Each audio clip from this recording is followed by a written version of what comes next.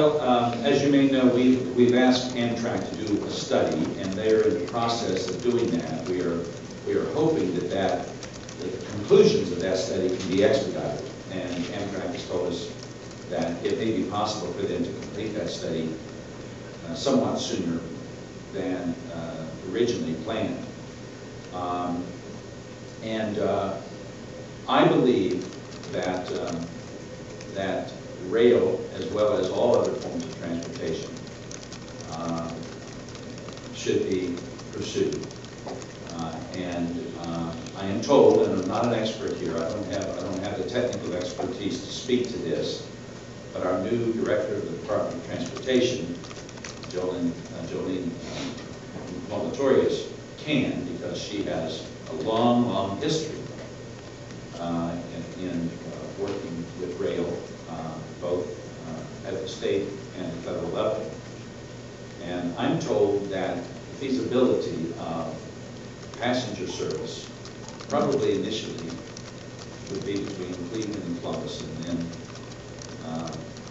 into Cincinnati, is something that can be accomplished rather soon. I mean, within the short term rather than a long term. But I would invite you or anyone else that has a specific interest in this to consult with Jolene, and we can help arrange that certainly. Because I don't want to get too deep in the weeds with a subject that I don't feel that I have deep knowledge about. There are no tax increases in my budget.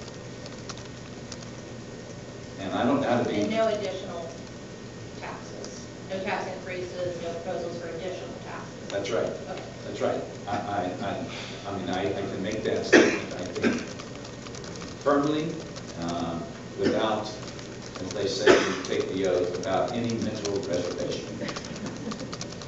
Also, you said you would increase fees, fines, and penalties. Yes. Can you expand what you mean by that? Well, for example, I'll give you an example.